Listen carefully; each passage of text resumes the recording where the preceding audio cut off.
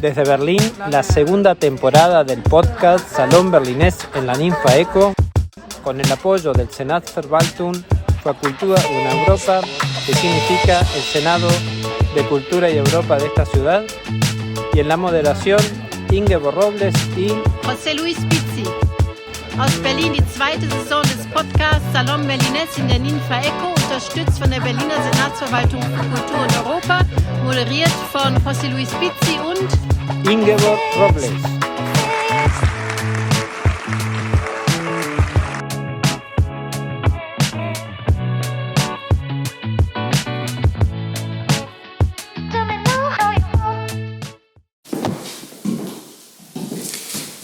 Muy buenas, estamos nuevamente en esta edición del Salón Berlinés, Live Salón, un podcast por la Ninfa Eco. Bueno, el programa se llama Salón Berlinés en la Ninfa Eco, como siempre con nuestra querida, ya de todos y todas, Ingeborg Robles. Y hoy contamos con la presencia de dos autores que admiramos, que son muy reconocidos, no solo en Berlín, sino internacionalmente, como son Luis Fayad y Alexandru Bulucs. En este momento vamos a hacer solamente la presentación de los autores, de los nombres, y luego ya pasaremos con algunas preguntitas y la grabación de la lectura cuando ya empiece a caer el público. Decimos que estamos solamente nosotros cuatro y la compañera de Luis, pero en un momentito ya empieza a caer el malón. Así que bueno, buenas tardes, buenos días, buenas noches. Luis, querido, Alexandru, willkommen, y le damos el pase a nuestra querida Ingeborg. Herzlich willkommen zu einem erneuten Podcast des Salon Berlinés. Heute begrüßen wir Alexandru Bulucs und Luis Fayad bei uns. Wir stellen sie später noch ausführlicher vor, wenn das Publikum auch eintrifft, vor der Lesung und vor der Vorstellung nur einige kurze Fragen an unsere eingeladenen Autoren. Por lo general hacemos siempre las mismas preguntas a ambos autores, pero teniendo en cuenta que somos todos de afuera, que no hemos nacido en Berlín, y he leído una entrevista que hizo una escritora colombiana, Amira Armenta, que le ha hecho a Luis hace unos 5 años, y hablando sobre la nostalgia. Yo, viniendo de Buenos Aires, es casi una obligación sentir nostalgia por el lado del tango, ¿no? Pero me gustó mucho que Luis lo único que tiene de nostalgia es el significado de la palabra, que él no tiene nostalgia ni de Colombia cuando va, o sea, cuando está aquí en Berlín, y tampoco tiene nostalgia en Berlín de Colombia porque sabe que va y viene permanentemente y no es un sentimiento que lo ha gobernado. Y eso me pareció buenísimo, incluso para no sentirla yo también, porque uno está tan en contacto de un lugar a otro y con la gente de ambos países que es medio ridículo sentir nostalgia, ¿no? Pero me sirvió muchísimo leer esa entrevista. Así que gracias. Weber hat gerade Luis Fayad gefragt nach seiner Beziehung zum Herkunftsland, oder indirekt. Er hat das Interview gelesen, weil wir heute 2 Autoren haben, die beide nicht ursprünglich aus Deutschland kommen. Also Luis Fayad ist Kolumbianer und Weber hat ein Interview von Amira Armenta gelesen. Und in diesem Interview sagt Luis Fayad, dass er Nostalgie, das heißt für ihn hat viel eigentlich nur die Bedeutung des Wortes an sich. Es hat für ihn weiter keine Bedeutung, es ist kein Gefühl, er verspürt keine Nostalgie, wenn er an Kolumbien denkt. Und Weber ist ja aus Argentinien, wie wir wissen. Das hilft ihm sehr, nicht auch allzu viel Nostalgie zumindest zu verspüren. Wie ist es bei dir? Spürst du Nostalgie? Vielleicht sollten wir kurz sagen, Alexandru schreibt auf Deutsch, ist unser deutscher Autor, heute Abend unser deutschsprachiger Autor, was seine Literatur angeht, aber er kommt ursprünglich aus Rumänien. Also es gibt ein Buch, das mir sehr gut gefällt, und dieses Buch stammt von der Kulturwissenschaftlerin Svetlana Boym, und es heißt auf Deutsch Die Zukunft der Nostalgie. Dieses Buch bedeutet mir viel, weil sie dort versucht, diesen doch eher negativ behafteten Begriff der Nostalgie neu zu konnotieren. Mir bedeutet er viel, weil er sehr produktiv ist. Das ist der erste Teil der Antwort. Der zweite Teil, Nostalgie hat sehr viel mit einem Verlangen zu tun. Verlangen nach etwas, was unwiederbringlich verloren ist. Und ich habe eine Erfahrung gemacht letztes Jahr. Ich habe wieder die Herkunftslandschaft besucht, in den Tälern des Siebenbürgischen Erzgebirges. Und vor kurzem ist ein Gedicht entstanden darüber, das heißt, das erschlossene Paradies ist keins. Das heißt, irgendwie war ich enttäuscht darüber zu sehen, dass diese Familien in dieser Abgeschiedenheit plötzlich Wasser haben, Strom haben. Das heißt, sie erreichen einen Lebensstandard, der für uns völlig normal ist, aber dadurch wird auch meine Vergangenheit irgendwie umgestaltet. Sozusagen, ich darf meine Nostalgie oder mein Verlangen oder meine Erinnerung nicht in eine Konkurrenz schicken mit einem Wirklichkeitsabgleich. Sí, Alessandro nos cuenta que para él, en primer lugar, la nostalgia es un concepto positivo. También le gustó mucho un libro de la investigadora cultural Svetlana Boym, que se llama El futuro de la nostalgia. Y ella piensa también que ese concepto de la nostalgia es un concepto muy productivo. Pero también nos cuenta que hace poco volvió a su patria, a la Rumanía rural, y allí vio que ahora ha cambiado mucho, la gente ahora tiene agua, electricidad, y estaba pensando que la nostalgia también es un deseo, y hay que ver con las memorias que uno tiene y cómo no sobrevive a la comparación con la realidad. Muy bien, y para ti, Luis, ¿sigue siendo la nostalgia solamente una palabra o en algún momento la has sentido o la has vuelto a sentir, si la has sentido en algún momento? No la siento, porque además la nostalgia viene del espacio, pero también del tiempo. Cuando una persona cambia de ciudad, de país, pues siente la nostalgia. En mi caso no, porque yo vivo en mi país, aunque haya salido, tengo trabajos allá, amigos, y en la ciudad de Berlín vivo como si fuera mi ciudad también. Yo sé que vuelvo, para mí es difícil dejar Berlín. Y hay otra nostalgia que es la del tiempo. Una persona puede no moverse de su barrio, inclusive de su calle, pero pasa el tiempo. Ese barrio y esa calle cambian. Él empieza a sentir nostalgia de que donde había un parque, ahora hay un edificio. Donde había una tienda donde él compraba el pan, tomaba café, ahora hay otro negocio que es distinto. Entonces, por más de que viva en el mismo sitio, el tiempo le da la nostalgia. Perfecto. Viene de dos partes la nostalgia.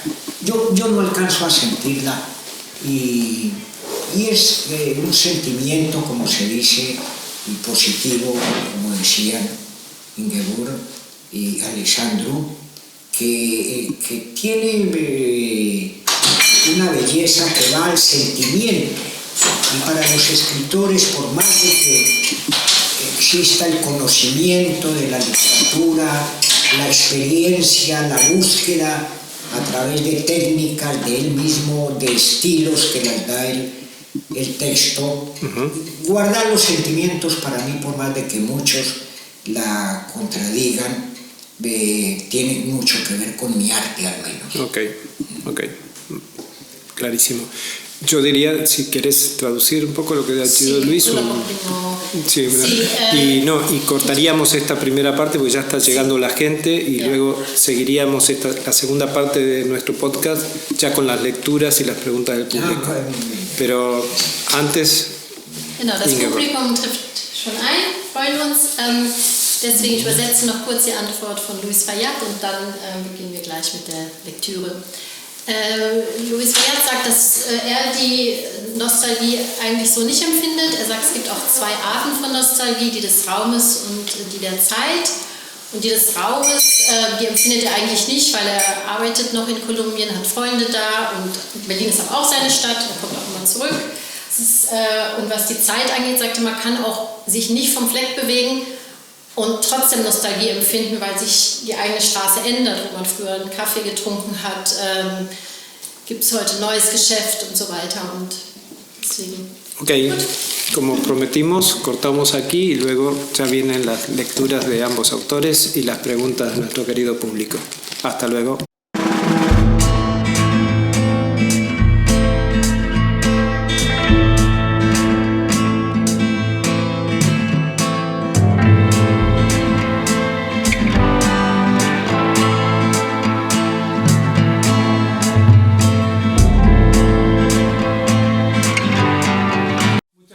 A tanta gente linda y fea que ha llegado hoy aquí. Estamos absolutamente desbordados de gente y de alegría. Hoy vamos a seguir con la grabación del podcast Salón Berlinés en la Ninfa Eco, junto a Ingeborg Robles y nuestros invitados del día de la fecha y todos ustedes. Nuestros invitados son Alexandru Buluc, que ahora voy a leer un poco la biografía, y nuestro querido también aquí Luis Fayad, que ha tenido la amabilidad de venir junto a su compañera muy temprano para que podamos hacer este podcast. Si quieres, comentas algo, no dije nada importante, voy a seguir. Voy a comentar un poco la biografía de cada uno, la voy a leer, después la podemos comentar. Luis Fayad es considerado uno de los mejores narradores latinoamericanos de la segunda mitad del siglo XX. Nació en Bogotá, es de ascendencia libanesa y estudió sociología en la Universidad Nacional de Colombia, trabajando al mismo tiempo como guionista para radio y televisión, además de iniciar su carrera como periodista, que le ha llevado a vivir en varias ciudades europeas como París, Barcelona, Estocolmo y, gracias a la vida, en Berlín también. Por eso lo tenemos hoy aquí, donde reside en la actualidad. Y ha publicado las novelas. Bueno, la primera que publicó, que está aquí, creo que hay un solo ejemplar, si alguien no lo ha comprado ya, que es Los parientes de Esther. Es la primera novela que publicó en Europa, pero es una edición moderna, nueva, que es del año 78. Luego Compañeros de viaje en el 91, La caída de los puntos cardinales, Testamento de un hombre de negocios y Regresos, por el cual Celina me ha dicho que trajera libros y lo acaba de adquirir. También los libros de relatos, la carta del futuro, El regreso de los ecos y Un espejo después, los libros de cuentos, Los sonidos del fuego, Oler de lluvia y Una lección de vida. En tanto, Alexandru Buluc es poeta, traductor y crítico que nació en Alba Iulia, no sé si está bien pronunciado, supongo que no, como todo lo que pronuncio en otro idioma. Es que está en Rumania, o Rumanía, que hay un español ahí que me va a contrastar. Y entonces ahí pasó su infancia hasta los 13 años y luego emigró con su familia a Alemania en el año 2000. Asistió a un internado deportivo y estuvo a punto de convertirse en jugador profesional de baloncesto, de básquetbol, pero decidió estudiar alemán y literatura comparada en Frankfurt del Meno. También agradecemos que haya tomado ese camino y no el anterior. Y Buluc ha publicado poemas, artículos y reseñas desde el 2013, que hace 10 años, para el que no es matemático se lo aclaro. Ha realizado entrevistas de larga duración a filósofos como Dieter Heinrich, Peter Strasser y Hans-Jörg Reinberger, publicadas en una serie de libros titulada Einsichten im Dialog. Es editor de la revista en línea Faust Kultur y traduce autores del romano y el francés, entre ellos Sandra Rotaro y Jean-Luc Nancy. Como coeditor ha publicado sobre Joseph Brodsky, Paul Celan y Werner Söllner, entre tantos y varios otros. Le damos un aplauso en español y luego se lo reservan, van a aplaudir también en alemán. Willkommen wieder einmal Montag zu einem erneuten Salon Berlinés, wie immer mit Pepe Pizzi. Und heute begrüße ich unsere Gäste Alexandru Buluc und Luis Fayad. Und schön, dass ihr und Sie alle gekommen seid. Ich Ich stelle zuerst Alexandru Buluș vor. Er wurde 1987 in Alba Iulia in Rumänien geboren und verbrachte dort auch seine Kindheit und lebt seit seinem 13. Lebensjahr in Deutschland. Er ist freischaffender Autor, Übersetzer, Kritiker und Herausgeber. Für seine Lyrik wurde er unter anderem mit dem Wolfgang Weyrauch-Förderpreis beim Literarischen März 2019 ausgezeichnet. Für seine Prosa mit dem Deutschlandfunkpreis beim Bachmann-Wettbewerb 2022. Aus dem Rumänischen ins Deutsch übersetzt hat er unter anderem Alexandru Vona, Eugen Ionescu und Andra Rotaru. Er lebt in Berlin und wird heute einige unveröffentlichte Gedichte vorlesen, wie auch Gedichte aus dem bei Schöffling erschienenen Band Was die Petersilie über die Seele weiß. Luis Fayad, einer der bedeutendsten Schriftsteller Kolumbiens, wurde in Bogotá geboren. Er studierte Soziologie an der Universidad Nacional Bogotá. 1975 ging er nach Paris, wo er Kunstgeschichte und Literaturgeschichte studierte. Er hat in Paris, Stockholm, Barcelona und auf den Kanarischen Inseln gelebt. 1986 erhielt er ein einjähriges Stipendium des Künstlerprogramms des DAD und wurde nach Berlin eingeladen. Seitdem lebt er, zum Glück für uns, mit seiner Familie in dieser Stadt. Er ist Schriftsteller und Journalist und hat Vorlesungen und Vorträge über sein Werk in verschiedenen Universitäten und kulturellen Zentren Deutschlands und Europas gehalten. Er hat Romane und verschiedene Bände mit Kurzgeschichten veröffentlicht. In deutscher Sprache liegt sein Roman Auskunft über Esthers Verwandte vor, ebenso wie verschiedene Kurzgeschichten in Anthologien. Herzlich willkommen. Lectura por parte de los autores, una breve traducción al otro idioma y haremos una pausa para los que quieran salir a fumar o beber algo y luego continuaremos con preguntas del público y preguntas entre los autores. Así que bienvenidos, bienvenidas y esto arranca de esta manera. Also der Ablauf heute, wir beginnen mit der Lektüre der Texte in der Originalsprache jeweils und dann in einem kurzen Auszug in der Übersetzung. Dann eine kleine Pause für die Raucher und Raucherinnen und wer etwas trinken möchte. Und danach dann noch eine Runde mit Fragen fürs Publikum und Gespräch zwischen den Autoren. Okay. ¿Sí? ¿Quién lee primero? Wer möchte zuerst lesen? ¿Quién lee primero? Wie du willst. Soll ich anfangen? Gut. Dann fange ich an. Darf ich erst einmal fragen, wer beide Sprachen spricht oder versteht? Oder versteht? Oh, okay. Also das ist zwar wichtig, aber es gibt einige Gedichte, die ich vorlesen werde, die sehr stark metrisiert sind. Ja? Also die arbeiten mit Metren. Jetzt folgt als erstes Gedicht zum Beispiel ein Gedicht mit Daktylen. Das bedeutet betont, unbetont, unbetont. Und dieses Metrum trägt mich über das ganze Gedicht. Und das ist immer eine Art Fallen nach unten. Daktylus bedeutet betont, unbetont, unbetont. ¿Todo claro o lo traduzco? Sí, Alexandru preguntó si, bueno, quería saber quién sabe, entiende los dos idiomas, alemán y español, y quería clarificar que sus poemas o el poema sobre lo que va a leer ahora está metrificado, ¿no? Con el verso dactilo, que es acentuado y después uno acentuado y después no, así que tiene ese movimiento de caer, que claro, en la traducción al español se pierde un poquito este objeto. Also das erste Gedicht heißt Kreischquelle Heuweg. Kreischquell, das ist der Ort meiner Urgroßmutter in Rumänien in Siebenbürgen, in Transsilvanien. Kreischquelle Heuweg. Kutscher, der Bursche mit Stoppeln im Bart, war ein Rom, dessen zwei Spänner, Peter und Werner, verschnaufte im Haben, und ferner lief ich, tief im Soll, auf dem holprigen Heuweg im Traum zum Gehöft, als die Hügel um einen wie Arme gen Himmel sich reckten, um Beistand von Gott zu erbitten.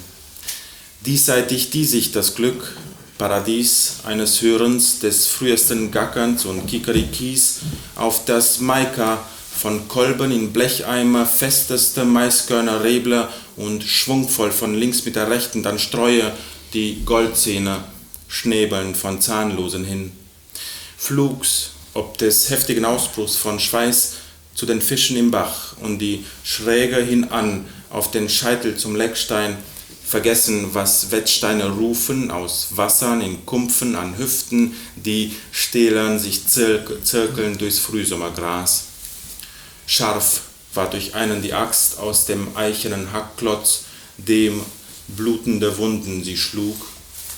Es gab Kikeriki für die tüchtigen Mäder, den fahrenden Rom an dem Abend und reichlich Polenta, die glänzte im Teller ganz hold.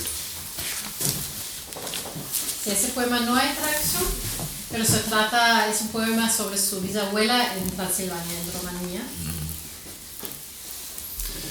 Jetzt kommt ein Gedicht über meine Geburtsstadt.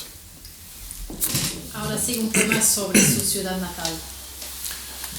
Die Tage über die Pyramiden von Gizeh nachgedacht, werde sie vermutlich niemals sehen, zu viel Reiseangst.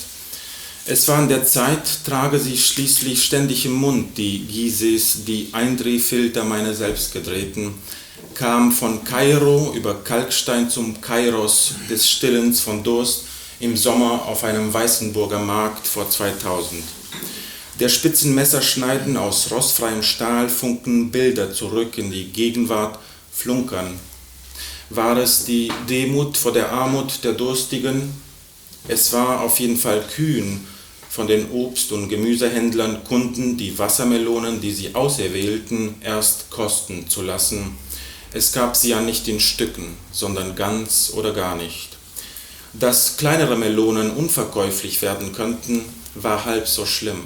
Große, gewichtige jedoch, hätten auch aus Gründen des Geschmacks auf Ablehnung stoßen können, nicht süß genug, was weiß ich, nicht nur wegen Verdorbenheit der Inneren. 3 sichere Stiche mit dem spitzen Messer in die Panzerbeeren und sie gingen fast von selber auf, knackend unter der Spannung um das Fruchtfleisch. Mit dem 4., der bei weitem nicht so tief war wie die ersten, holten die Händler die Tetraeder aus ihren Planeten heraus. Mit Dreieckspyramiden an Stielen, Messern an den Mündern der Kunden begann das Stillen von Durst. Demut vor der Armut der Durstigen, Vertrauen in die Bewaffneten. Habe niemals eine Melone abgelehnt, fällt mir ein, auch wenn sie mir nicht schmeckte. Die Händler stöpselten die angebissenen Dreieckspyramiden wieder in die Melonen ein, als sei nichts gewesen. Yo voy a leer en español. En estos días, pensando en las pirámides de Giza, probablemente nunca las veré. Demasiado ansiedad por viajar. Ya era hora, llevándolas siempre en mi boca después de todo. Las guisas, los filtros enrollados para liar mis cigarrillos, llegando del Cairo a través de la caliza al Kairos desasiado. La sed en el verano en un mercado de Weissenburg, antes del 2000. Las afiladas hojas de acero inoxidable chispean imágenes al presente, engañan. ¿Fue humildad ante la pobreza del sediento? Fue ciertamente audaz por parte de los vendedores de fruta y verdura. Dejar que sus clientes probaran las sandías, que eligieran visto que no se vendían en trozos, sino enteras o no se vendían. El hecho de que las sandías más pequeñas no se pudieran vender no era tan malo, pero las grandes y pesadas también podrían haber sido rechazadas por razones de sabor, por no ser suficientemente dulces, qué sé yo, no solo por estar deterioradas por dentro. 3 puñaladas seguras con el cuchillo puntiagudo en los pepónides y casi se abren solos, crujiendo bajo la tensión alrededor de la pulpa. Con la cuarta, que de ninguna manera era tan profunda como las primeras, los comerciantes sacaron los tetraedros de sus planetas, con pirámides triangulares en palos, cuchillos en la boca de los clientes, comenzó a saciar la sed. Humildad ante la pobreza del sediento y confianza en el armado. Nunca rechacé una sandía, recuerdo, aunque no me gustara. Los comerciantes encajan las pirámides triangulares, mordidas de nuevo en las sandías, como si nada hubiera pasado. Landschaft bei Tannenhof. Keiner war in der Lage, über den eigenen Tellerrand zu schauen, jeder war der Mittelpunkt seines Hungers. Mit ihren Sensen glichen die Mäder Schulzirkeln, ihre Standbeine waren die Nadeln, mit denen sie sich auf Erden fixierten. So wurden ihre Standbeine Kreismittelpunkte und die Längen ihrer Sensenbäume, deren Klingen sich stählern durchs Frühsommergras zirkelten, die jeweiligen Radien ihrer Kreise. Sehen Sie, das war eine Anthropozentrik, die den Namen verdiente, eine wahre geometrische Anthropozentrik. Die Sichtverhältnisse des Glücks waren auf ein Minimum reduziert, die Welt war eine Scheibe und die Blitze und Donner, die von außen auf sie einschlugen, Gottes Zeichen und der Aberglaube, der dabei entstand, poetisch groß. Ja, eine Scheibe war die Welt mit dem Radius einer Blechschüssel oder eines Sensenbaums oder des leinenen Kreises, den Urgroßmutters schwarzer Rock auf dem Boden bildete, wenn sie sommers aus heiterem Himmel inmitten des Hofes, wo sie soeben harten, trockenen Mais abgerebelt hatte, sich hinhockte und wild pinkelte. Sehen Sie, sie trug sommers keine Unterwäsche unterm Rock. Sehen Sie das unverschämte, vorkopernikanische und hündisch sein Revier markierende Glück. Wir befanden uns in einer Diesigkeit des Glücks sondergleichen. Wir waren ganz dizzy vor Glück. Wieder so blindwütig glücklich, so glückswütig blind sein. Paisaje en Tannenhof. Nadie fue capaz de pensar más allá de su nariz. Cada uno era el centro de su hambre. Con sus guadañas, los segadores parecían compases escolares. Sus piernas eran las agujas con las que se fijaban a la tierra. Así, sus piernas se convertían en los centros de los círculos y las longitudes de los mangos de sus guadañas, cuyas hojas de acero se retorcían a través de la hierba veraniega. En los respectivos radios de sus círculos, ¿lo ven? Este fue un antropocentrismo digno de su nombre, un verdadero antropocentrismo geométrico. La visibilidad de la felicidad se reducía al mínimo. El mundo era un disco, y los truenos y relámpagos que lo golpeaban desde fuera, signos de Dios y la superstición que surgió de ello, poéticamente grande. Sí, el mundo era un disco con el radio de un cuenco de hojalata o de una guadaña o de un círculo de lino que la falda negra de la bisabuela dibujaba en el suelo, cuando, en verano, de la nada, en medio del patio donde ella acababa de pelar el maíz duro y seco, se puso en cuclillas y orinó salvajemente. ¿Lo ven? En verano no llevaba ropa interior bajo la falda. ¿Lo ven? La felicidad marcando su territorio impúdicamente precopernicano y perruno. Estábamos en un estado nebuloso de felicidad sin igual. Estábamos mareados de felicidad. Volver a ser tan ciegamente felices, tan felizmente ciegos. Das nächste Gedicht heißt Vorrat verbraucht und es beginnt mit einem Zitat von Rainer Maria Rilke und es ist ein Gedicht für meinen akademischen Lehrer aus Frankfurt am Main, Werner Hamacher. Werner Hamacher wurde emeritiert und kurz danach starb er schon und er arbeitete zuletzt an einem Aufsatz und dieser Aufsatz heißt Andere Schmerzen. Und jetzt kommt das Zitat von Rilke. Schreiben heißt jetzt etwas über sich vermögen, denn was schreiben, wo ein, ich weiß nicht woher genommener, ungeheurer Vorrat von Leid, Verzweiflung, Opferung und Not im Großen verbraucht wird, als gäbe es irgendwo alle im Ganzen und nirgends den einen. Nirgends mehr ist das Maß des einzelnen Herzens anzulegen, das doch sonst die Einheit war, der Erde und des Himmels und aller Weiten und Abgründe. Wie unvordenklich ist alles geworden, Heiligendamm, Zeiten wie die Kindheit selbst, so entlegen und arglos, wer wird wieder je so fühlen? Die Sensen, die Sicheln, die Forken, die Axt, sie alle verrosten. Noch steht auf dem Hügel ein Mandel fürs Heu, es vermorscht. Kein Nutztier zertrampelt Getreide, die Milchkuh, sie wurde verkauft Von den Mandlern blieb einer, und zwar unterm Holzkreuz am Bach. Um die Scheune steht schlecht, denn kein Strohlicht mehr deutelt von innen die Wände, und Brennholz im Stapel zum Kochen fehlt auch. Niemand ersucht um getrocknetes Reisig die Wälder. Inmitten von Eden stand keinem der Sinn, nach dem Vorrat an Wonne zu fragen, ob schier unerschöpflich, ob er auf Zeit.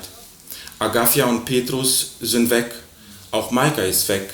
Wer bespricht ihre Werte, begeht ihre Wege und liest ihr gemeinsames Werk. Die Schmerzen des Wachstums, sie kamen verspätet zur Nachtzeit wie reif. Die Behauptung, des Menschensohns Lösegeld würde auf immer und ewig uns alle von Qualen befreien, ist sowas von falsch. Denn der Messias kann nicht im entferntesten horten im heiligen Vorratsverschlag jener Arten von Schmerz, die bei 3 auf den Bäumen nicht sind. Verbraucht sind die Vorratsgefühle, das Brombeergelee in den Gläsern von Mutter, Verrat an der Süße. Este poema empieza con unas frases de Rilke y el profesor Alexandru Buluch en Frankfurt, Werner Haberham, era su profesor y se murió poco después de ser jubilado y estaba escribiendo un libro, Otros Dolores, está dedicado a él. Y empieza con el auto de Rilke. De Rilke. El poema se llama Stock agotado y bueno, voy a leer primero lo de Rilke y luego el poema. Escribir ahora significa poder hacer algo sobre uno mismo, porque ¿qué escribir? Desde un inmenso stock tomada de no sé dónde, de sufrimiento, desesperación, sacrificio y penuria, se consume a gran escala como si hubiera en alguna parte todos en todo y en ninguna parte el uno. En ninguna otra parte se debe aplicar la medida del corazón individual, que de otro modo sería la unidad de la tierra y el cielo y de toda vastedad y de los abismos. Qué impensable se ha vuelto todo, Heiliger Damm, tiempos como la infancia misma, tan remota e inocente y candorosa. ¿Quién volverá a sentirse así? Y ahora el poema. Las guadañas, las hoces, las orcas, el hacha, todos se oxidan. En la colina todavía se alza un bastidor para secar el heno, se pudre. Ningún animal de granja pisotea el grano, la vaca lechera se vendió. Uno de los granjeros se quedó justamente bajo la cruz de madera junto al arroyo. El granero está en mal estado, pues ya la luz de la paja no ilumina las paredes del interior e incluso la leña apilada para cocinar falta. Nadie pide ramas secas del bosque. En medio del Edén nadie deseaba interesarse por las provisiones de deleites, ya fueran casi inagotables o más bien temporales. Agafia y Petrus se han ido. Maika también se fue. ¿Quién trata de sus valores, recorre sus caminos y lee su obra común? Los dolores del crecimiento, ellos llegaron tarde, de noche como la escarcha. La afirmación de que existe el rescate del Hijo del Hombre nos librará a todos del momento por los siglos de los siglos es muy errónea, pues el acaparador Mesías no puede ni remotamente acaparar en el sagrado almacén esos tipos de dolor que al contar hasta 3 no están en los árboles. Gastados están los sentimientos almacenados, la jalea de zarzamora en los tarros de mamá. Traición a la dulzura. Es fällt mir auf, dass ich zu viele Gedichte mitgebracht habe. Ich werde jetzt ein paar überspringen, damit es nicht zu lang wird. Und ich werde nur noch die... Oder man kann nach der Pause sonst noch mal eins. Falls nach der Pause Zeit ist, werde ich auch die längeren mal vorlesen. Sehr schön. Jetzt kommt ein Gedicht, das heißt als Statussymbol. Und es hat ein Zitat.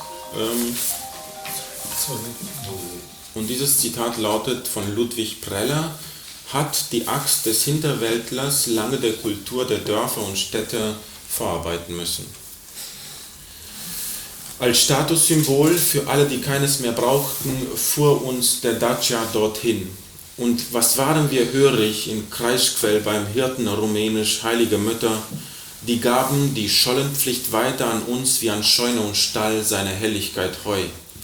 Am Bächlein klebte Agafia mit Spucke Karpatenstummel zusammen und rauchte auf Lunge das Zeug, was das Zeug hielt.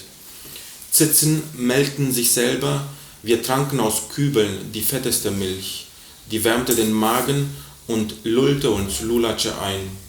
Wir, Rumäniens letzter Mokana, bei Gott, ich übertreibe mitnichten, waren ganz Schnurrbart aus Schaum und wir maunzten aus Wäldern die Wölfe, die Bären hervor.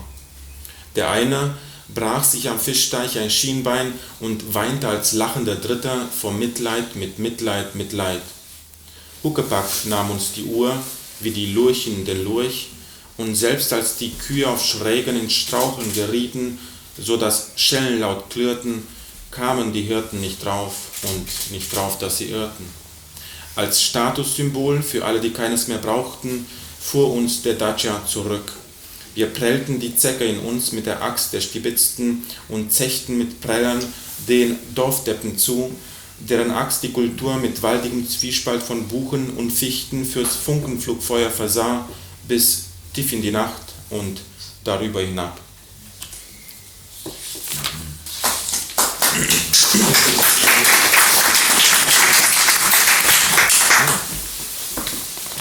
Ich überspringe wieder ein Gedicht.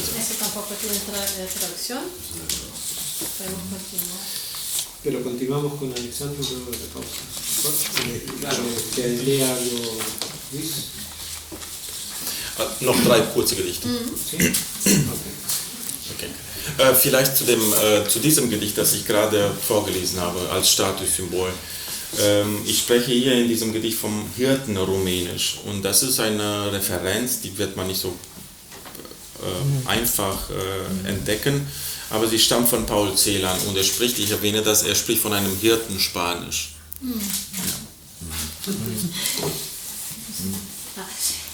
Sí, aquí hay una referencia al rumeno de los pastores, que también es una referencia al poeta rumeno-alemán Paul Celan. Y porque Paul Celan habla del pastor español, del idioma de los pastores españoles. Symbolische Gleichung, geschlachtete Ochse gleich gefesselte Prometheus. Dort oben unter einem Dachstuhl, unterm einfachen Satteldach mit seinen Sparren durchkreuzenden Pfetten, dort oben auf dem Berg, wo das Holzvorkommen die Dachform bis in ihren Neigungswinkel mitbestimmt, dort oben also auf den schneeigen Hängen hängen von den freiliegenden Dachbalken an Rundstahlketten seit November die Ochsen. Sie hängen aufgehängt, nicht nur an ihren Hinterläufen, enthäutet und zerstückelt hängen sie, und gegen eines der trockene Reifen angeschwärzten Stücke lehnt eine Heu- oder Mistgabel schräg. Oder die schräg lehnende Gabel stützt das eine Stück, so oder so. Die 3 Zinken biegen sich ins ausgeweidete Weidetier, so wie der spitze Schnabel des Adlers sich in die Leber des Prometheus biegt. Die Gabel ist ein 3-köpfiger Adler, dessen verrosteter Schnäbel stecken in der Leber und leblosen Hülle eines Prometheus. Schmerz der späten Jahre. Die 2 Teppichstangen im Hof zwischen den Blöcken, 4stöckige Wohnblöcke und ein kleinerer als Zentralheizung, der jene mit Wärme versorgte, wie uns vorkam, in Abwesenheit eines Heizers und dessen Flachdach nur zu sehen war aus den oberen Etagen und für den, der den Nussbaum daneben weit hochkletterte. Bälle. Teppichstangen waren uns natürlich nicht nur Recke, wir waren eine Kunstturnennation, Komenec, sondern auch Torrahmen, Hadji.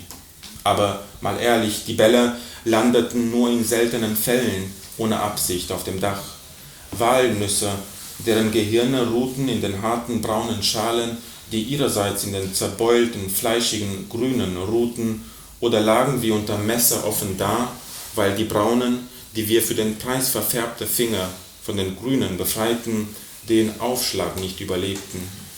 Schlanke Papierhörnchen, die wir mit heftigen Luftstößen aus unseren Lungen durch entsprechend dünne, irgendwo entwendete Plastikrohre dorthin beförderten. Steine, die wir mit aus des Nussbaumszweigen gebauten Zwillen in den Himmel schleuderten und sonstiges Zeug improvisierten Spielens. Wir selber waren es, die mit Teppichklopfern aus schlingenförmigen Weidengeflecht die zertretenen Teppiche ausstaubten. Oh ja, Tennisnation, Cyriac und Nastase, das waren wir auch. Schon damals also klopften wir Gedächtnisse ab, auf Stoffe der Erinnerung hin, nur kehrten den Staub nicht zusammen, ließen ihn entweichen.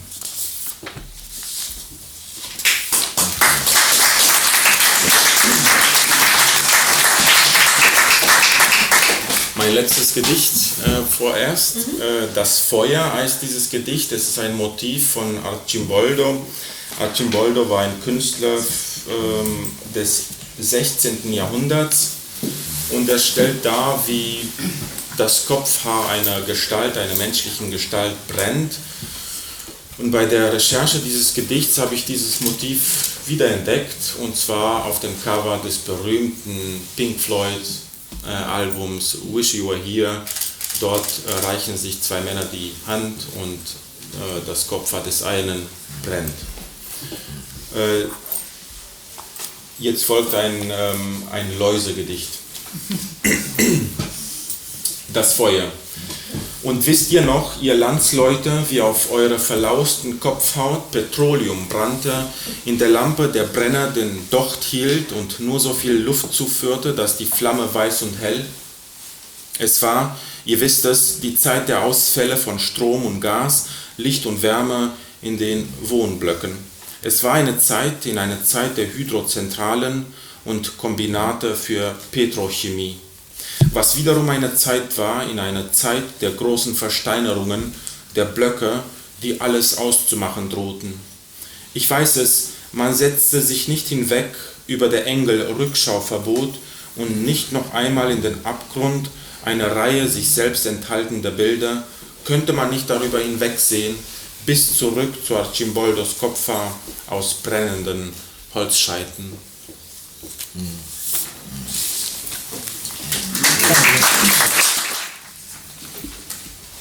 El fuego según Arcimboldo. Y recordáis aún, compatriotas míos, cómo en nuestra cabeza cuajada de piojos quemaba el petróleo en la lámpara, el quemador sostenía la mecha y suministraba solo la cantidad de aire necesaria para crear una llama blanca y brillante. Era, como sabéis, la época de los cortes de electricidad y gas, de luz y calor en los bloques de pisos. Era una época de hidrocentrales y combinados para petroquímica, que a su vez era un tiempo en un tiempo. De las grandes petrificaciones, los bloques que amenazaban con definirnos, con acabar con nosotros. Yo que sé que no pasamos por alto. La prohibición de los ángeles de mirar atrás y no una vez más por el abismo, con la serie de imágenes que contienen a uno mismo. Si no pudiéramos ver más allá, hasta la cabellera de troncos ardiendo de Arcimboldo.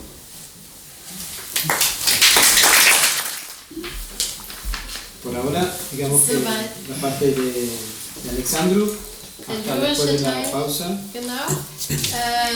Vorerst, vielleicht nach der Pause noch, je nach Zeit, einige Gedichte mehr. Vielen Dank. Und jetzt kommen wir zu Luis Fayad, der ja vor allem Prosa-Schriftsteller ist, also Romane veröffentlicht hat und Kurzgeschichten. Und heute aber einen sehr interessanten Essay präsentiert. Vale Luis Fayad lo que ella acaba de comentar. Bueno, gracias a Ingeborg Robles, a José Luis, que me da la oportunidad de estar aquí con un público que es de donde yo arreglo mis artículos, que es lo que voy a leer ahora. Yo cuando estoy escribiendo artículos, preparo un libro de pequeños ensayos, yo lo voy arreglando a través de las conversaciones con el público, con estudiantes, siempre lo he confesado y se los he dicho, ¿no? Qué bien haber empezado la lectura con la poesía de Alexandru. Entonces así se llena el salón de poesía, o sea, de literatura, que es lo que ha movido este salón, las sesiones aquí. voy a leer un artículo que se llama El nuevo espacio literario de los escritores que viven en el exterior. Es un artículo considerando después de los años que yo he vivido afuera, que ya son muchos, no es mi caso, pero el caso sí de otros escritores, no el mío. Yo mis novelas todas tratan de Colombia. Yo mi primera novela la publiqué cuando ya había salido de Colombia. Todas mis novelas transcurren en Colombia, lo cual no es un mérito que yo sea fiel ni a mi país, ni a mi ciudad, ni a mi barrio. Es una suerte, además, de que yo tenga los temas de allá. Pero veo de otros escritores que hacen de su espacio literario, o sea, sus personajes, su nueva manera de ser, las mismas edificaciones, lo que ve, las calles, su nuevo espacio, el que no existe en su país. Con toda legitimidad lo hacen, ¿no? Porque Tolstoy, creo que es de Tolstoy la frase que tanto se cita, que si quieres ser universal, habla de tu aldea. Bien, los tiempos en que su aldea era de donde se nació y se vivió en su ciudad o en un pueblo con 100 habitantes, puede ser. Pero cuando un escritor sale, los jóvenes sobre todo, la aldea de ellos se amplía.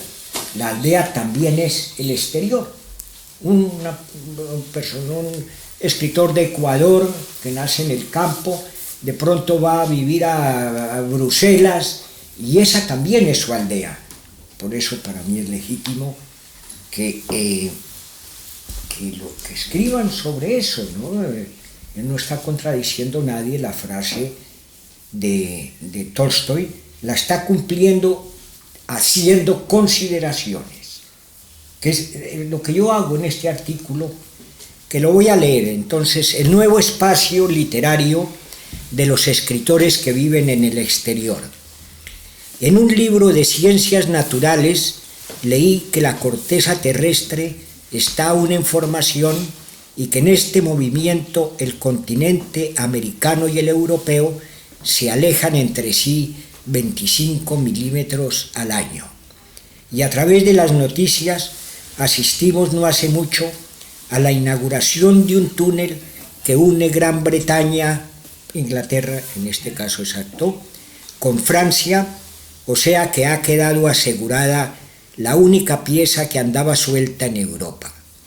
Muy a la mano los datos para ilustrar la alianza europea, que cada vez más fértil en canjes culturales y balanza de comercio, y para representar la distancia que en aspiraciones tan sencillas existe todavía entre esa parte del mundo y la denominada Latinoamérica. En la historia del intercambio comercial de ambas partes no se encuentran momentos en realidad culminantes y, por desgracia, las formas de expresión de uno y otro lado, concebidas desde la misma civilización de Occidente, no han sido consideradas como la correspondencia de ideas que arrojan diferentes resultados estéticos. Sin embargo, los que vienen de allá y han pasado unos años en Europa obtienen una recolección de beneficios vitales y afectivos, y por lo general el inventario del tiempo de permanencia aquí es ventajoso, aunque sus alcances no siempre sean suficientes en el acercamiento de los dos continentes y muchas veces se den solo a nivel individual. Para el escritor se abre un espacio literario poblado de nuevos personajes e historias que crean nuevas maneras de contar.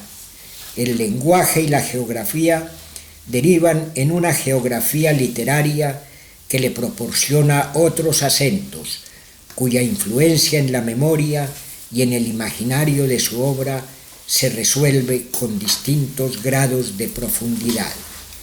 No se trata de una asimilación a la otra cultura para llegar a un relevo, lo que vale decir aniquilación, sino de una integración e inclusive menos que eso, pero sí de una nueva perspectiva.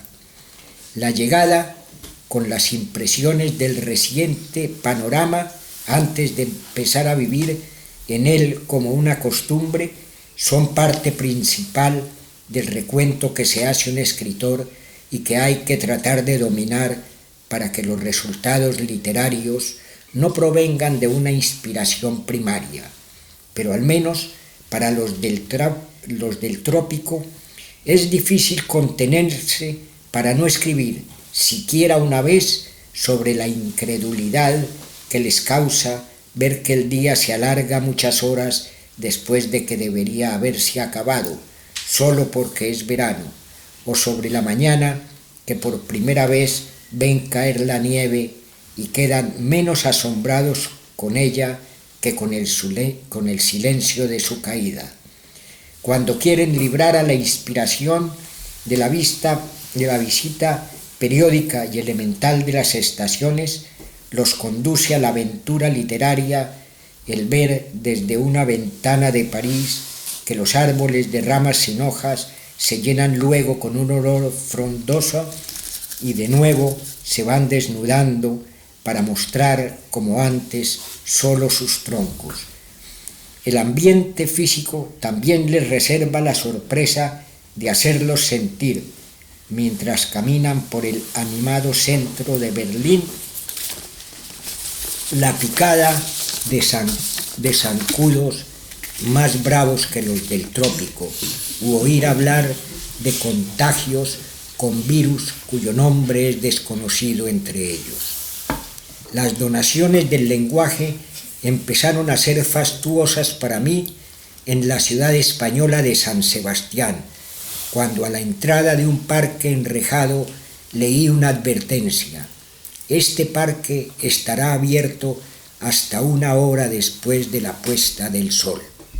La frase, que aquí no desempeña más que una función práctica, representan para el desprevenido una resonancia poética venida de la fantasía, una llamada de atención que más que invitarnos a obedecer las leyes municipales, nos estimula a la creación de una estética legada a una realidad prosaica, pero con visos quiméricos. El aporte de otros idiomas suele ser inesperado y tan ocasional o intenso como lo permita y asimile el escritor. En 2 ocasiones a mí me ha sucedido encontrar la palabra en castellano a través del alemán. Encontré el término ajustado y claro, no la construcción de la frase que se conserva en el idioma propio y pertenece al escritor, y más que todo pertenece al texto, que busca una innovación con el invento de su ritmo y su tono. Para unos el escenario cambia del todo y las obras en su propio idioma se ven concurridas por los nombres extranjeros de ciudades, calles y personas de fisonomía distinta. Los personajes literarios son a veces sus compatriotas y él mismo trasladados a una vida afuera de su país, o son estos y los de aquí en una acción simultánea, y a veces se trata solo de personajes extranjeros, los que no son de su país y por extensión de su continente.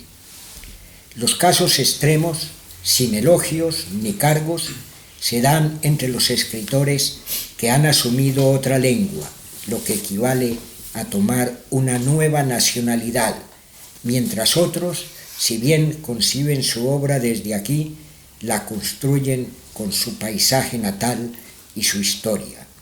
En esta escala de los cambios tiene una influencia la voluntad de perfeccionar los conocimientos que se traen como patrimonio, pero luego resultan más definitivas la experiencia y la observación, que entran desprevenidas, sin intermediarios intelectuales. Con el tiempo, el escritor se da cuenta de que esas emociones que hace mucho vivió en tierras extrañas debieron permanecer quietas durante años para madurar y así insinuarse como material de trabajo y volverse lenguaje.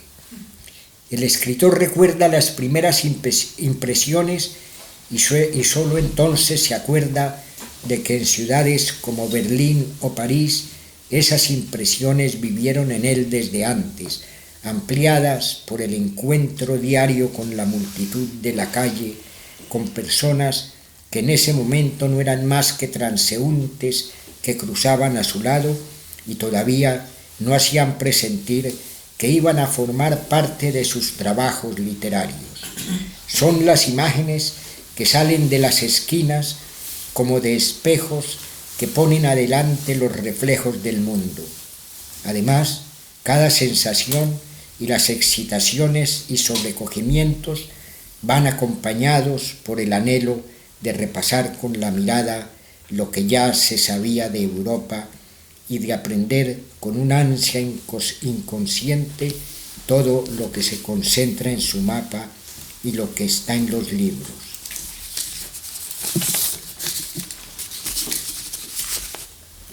Recién llegado a París, salí con un nuevo amigo francés a recorrer los barrios de la ciudad y de camino me dijo de pronto: ¿por qué ustedes los latinoamericanos siempre miran así, como buscando algo?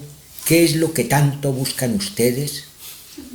Algo más que atrajo mi atención en ese momento fue el gentilicio de latinoamericano con que me llamó mi nuevo amigo. Yo no estaba todavía acostumbrado a ese nombre.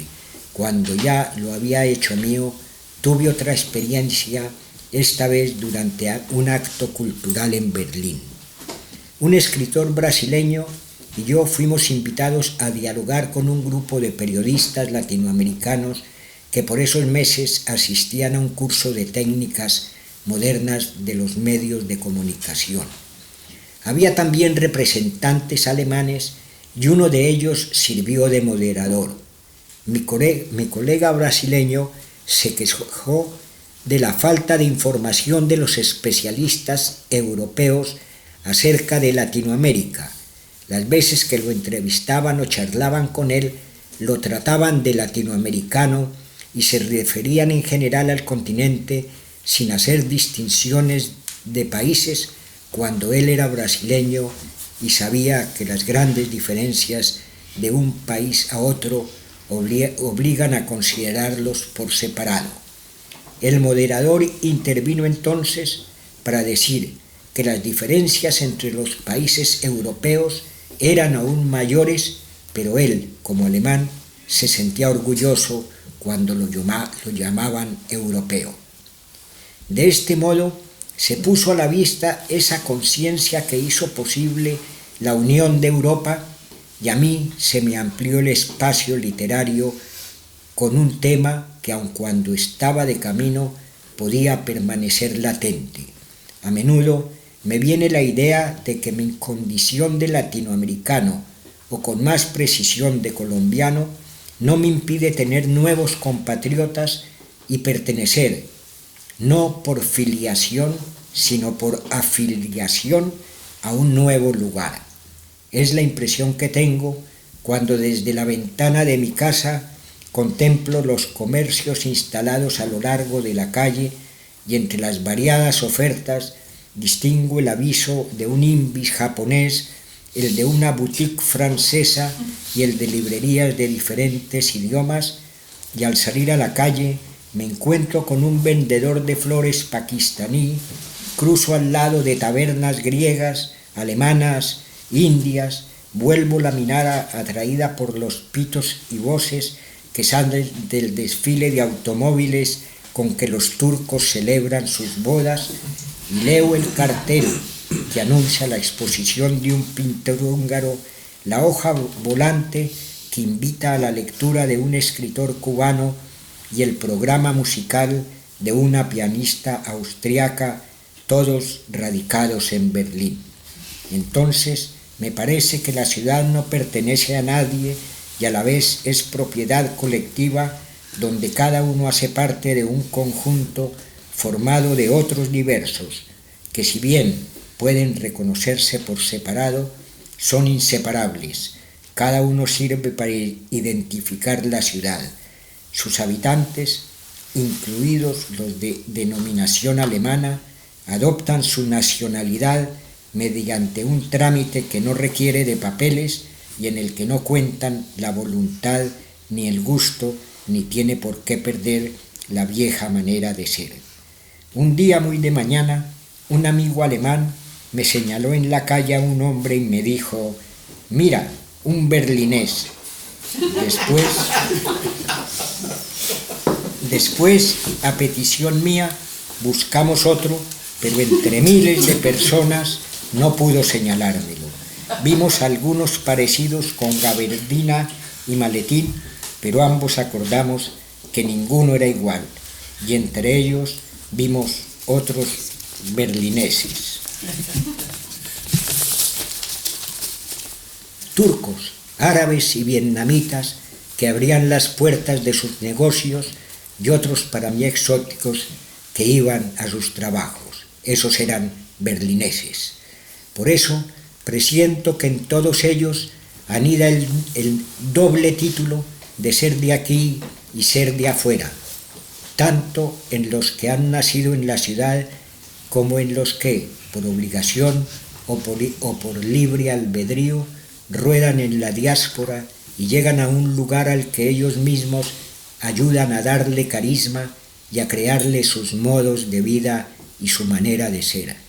Tengo testimonios de que en su intimidad desarrollan nuevas impresiones, como la de sentir al regreso de un viaje que para bien o para mal llegan a casa. En todos existe un denominador común, un gentilicio otorgado por lo imposible de disociar individuos y agrupaciones que se complementan en la subsistencia material y espiritual.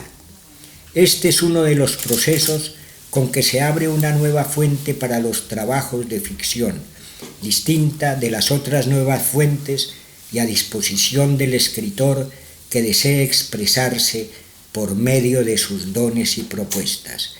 En mi caso, hay una fuente más, la que me abre la biblioteca del Instituto Iberoamericano. La biblioteca, cuyo número de volúmenes en castellano y en portugués la han colocado en el primer lugar del mundo en esta modalidad, ha resultado una amable trampa que me une a Berlín y colabora en justificar mi prolongada estadía en esta ciudad.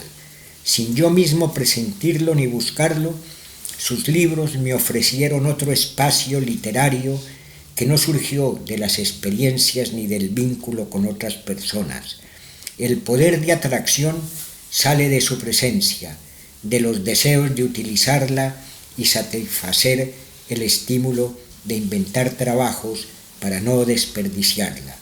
Su existencia tan cerca a los lectores, aquí al lado, obliga a la inspiración como el recuerdo de una amistad, de una flor o de un encuentro grato por la calle. Esto es.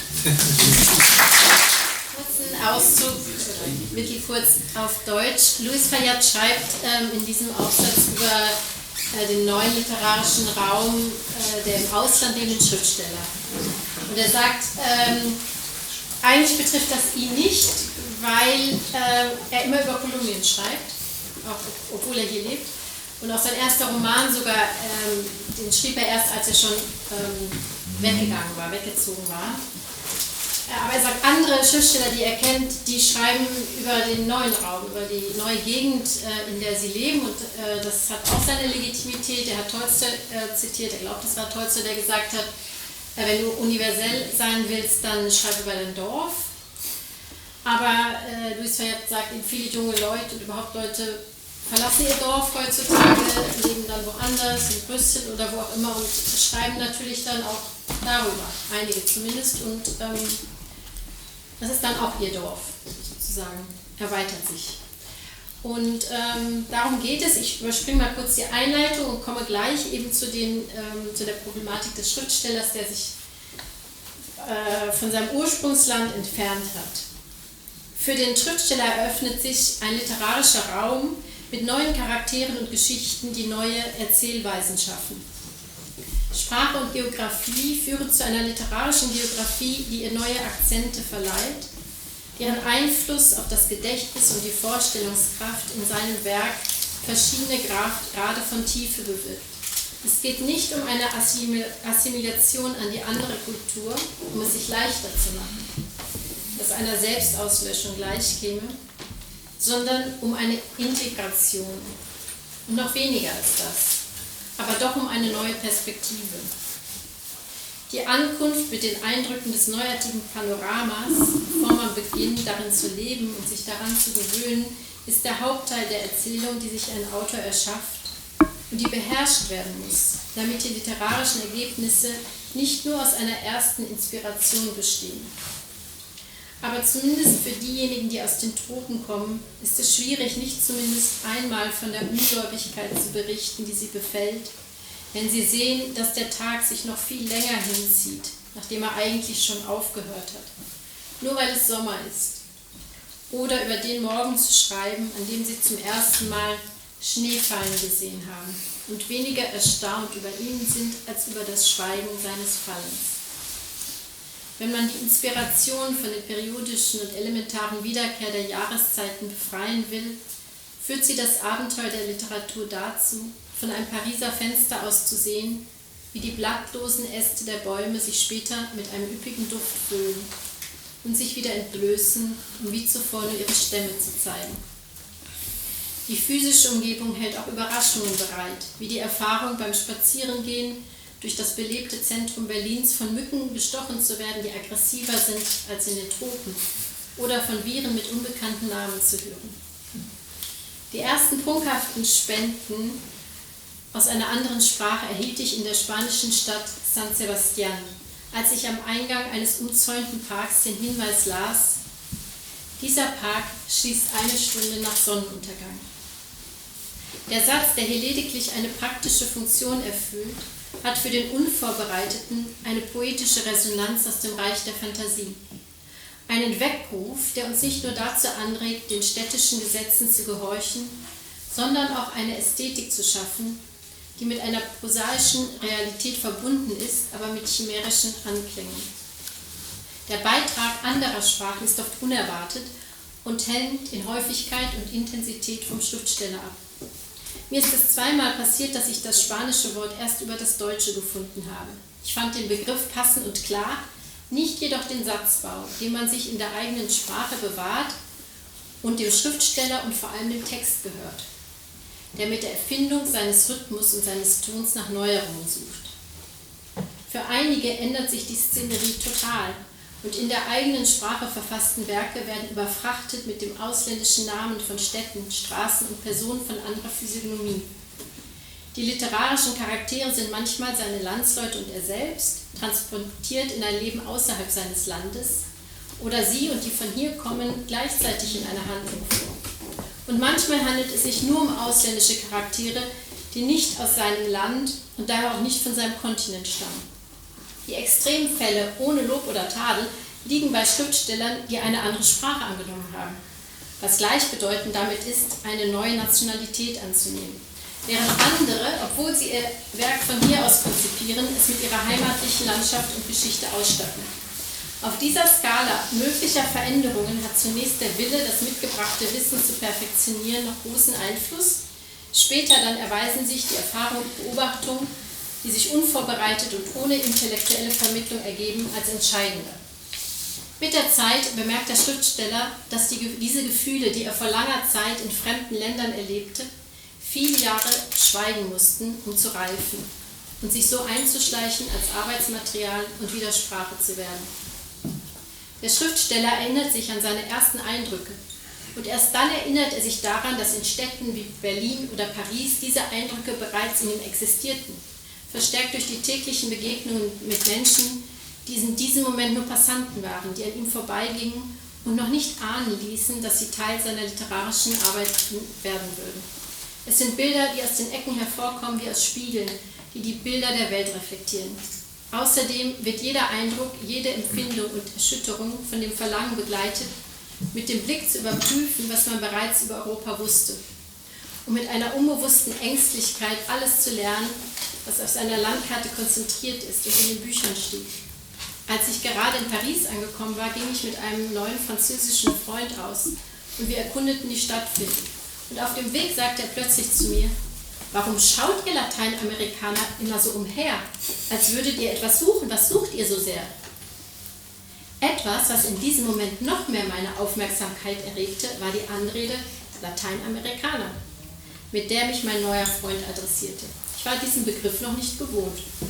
Als ich mich daran gewöhnt hatte, machte ich eine neue Erfahrung, dieses Mal bei einer kulturellen Veranstaltung in Berlin. Ein brasilianischer Schriftsteller und ich wurden eingeladen, mit einer Gruppe lateinamerikanischer Journalisten zu sprechen, die einen Kurs über moderne Techniken in der Medienkommunikation besuchten. Es gab auch deutsche Teilnehmer und einer von ihnen moderierte. Mein brasilianischer Kollege beschwerte sich über das mangelnde Wissen der europäischen Fachleute über Lateinamerika. Die Male, in denen er interviewt wurde oder sich mit ihnen unterhielt, wurde er als Lateinamerikaner bezeichnet. Und es wurde im Allgemeinen auf den Kontinent ohne Unterscheidung der Länder Bezug genommen, obwohl er Brasilianer war und wusste, dass die großen Unterschiede von einem Land zum anderen dazu zwangen, sie getrennt zu betrachten. Da schritt der Moderator ein, um zu sagen, dass die Unterschiede zwischen den europäischen Ländern noch größer seien. Er als Deutscher aber stolz darauf sei, wenn man ihn als Europäer bezeichnete. Dieses Bewusstsein, welches die Europäische Union ermöglichte, wurde so offensichtlich, und für mich erweiterte sich der literarische Raum um ein Thema, das, obwohl es auf dem Weg war, latent bleiben konnte. Ich habe oft den Eindruck, dass meine kolumbianische und generell lateinamerikanische Herkunft mich nicht daran hindert, neue Landsleute zu haben. Eine Verbindung, die sich nicht durch die Herkunft, sondern durch die Zugehörigkeit zu einem neuen Ort ergibt.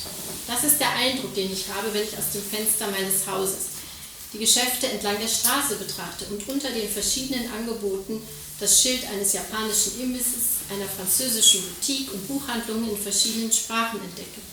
Wenn ich auf die Straße gehe, treffe ich auf einen pakistanischen Blumenhändler, gehe an griechischen, deutschen und indischen Kneipen vorbei und wende meinen Blick zu den hupenden Wagen und Stimmen der Autokorsos, mit denen Türken ihre Hochzeit feiern.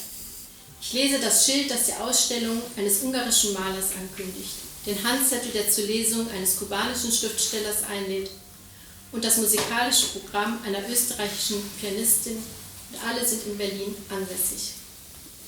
Dann scheint es mir, dass die Stadt niemandem gehört und gleichzeitig allen. Jeder ist Teil eines Ganzen, das aus anderen gebildet wird, die, obwohl einzeln erkennbar, untrennbar sind. Jeder Einzelne ist nötig, um zur Identität der Stadt beizutragen. Die Einwohner, selbst die Deutschen, erwerben ihre Nationalität durch einen Prozess, der keine Papiere erfordert und bei dem weder Wille noch Geschmack zählen und bei dem sie nicht ihre alte Identität verlieren müssen. Pausa prometida y el podcast va a terminar aquí porque no queremos tener una extensión ilimitada. Así que les agradecemos mucho haber dado estos aplausos a nuestros autores del día de la fecha y cerramos con otro aplauso para la Ninfa Eco, que son los que nos están brindando la posibilidad de alojar este podcast que se llama precisamente Salón Berlinés en la Ninfa Eco, hoy con Alexandre Bulut y nuestro querido Luis Fayad. Muchas gracias.